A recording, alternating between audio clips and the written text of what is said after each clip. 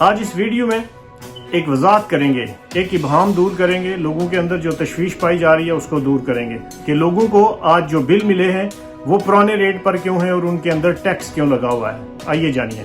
السلام علیکم ناظرین، میں ہوں نواز مجید، آپ دیکھ رہے ہیں KFT۔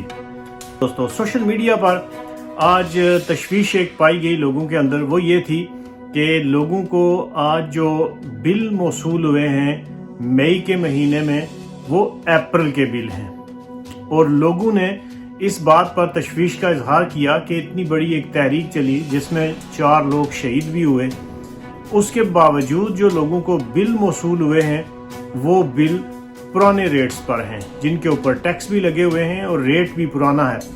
اس تشویش کو دور کرنے کے لیے شوکت نواز میر، جو عوامی ایکشن کمیٹی کے مین لوگوں میں سرکردہ لوگوں سے ہیں، انہوں نے ایک نیوز جاری کی ہے جو اس ابہام کو دور کرے گی کہ یہ کیا معاملہ ہے۔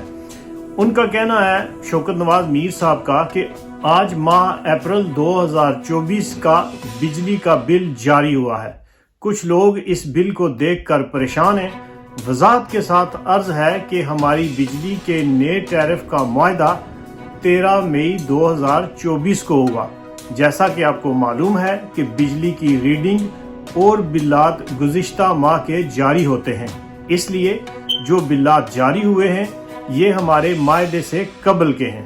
ہمارے معاہدے کے تحت پہلا بل جون 2024 میں جاری ہوگا۔ اگر ماہ جون میں طے شدہ معاہدے کے تحت ٹیکس فری بلات جاری نہیں ہوتے تو آزاد کشمیر بھر میں پھر سے اور پہلے سے بھی زیادہ شدت کے ساتھ احتجاج کیا جائے گا۔ یہ کہنا تھا شوکت نواز میر صاحب کا۔ اب لوگوں کا ابہام دور ہو جانا چاہیے کہ جو مئی میں بل آئے ہیں یہ اپریل کی ریڈنگ ہے، اس لیے پرانے ریٹ اور ٹیکس کے ساتھ بل آئے ہیں۔ اصل میں جو صورتحال صاف واضح ہوگی وہ اگلے مہینے جون میں جو بل آئیں گے وہاں پر ساری صورتحال واضح ہوگی کہ یہ نئے ریٹ کے مطابق ٹیکس فری بل ہیں یا معاہدے سے پہلے کے ریٹس لگائے گئے ہیں۔ پھر عوامی ایکشن کمیٹی اپنا آئندہ کا لائحہ عمل طے کرے گی۔ شکریہ۔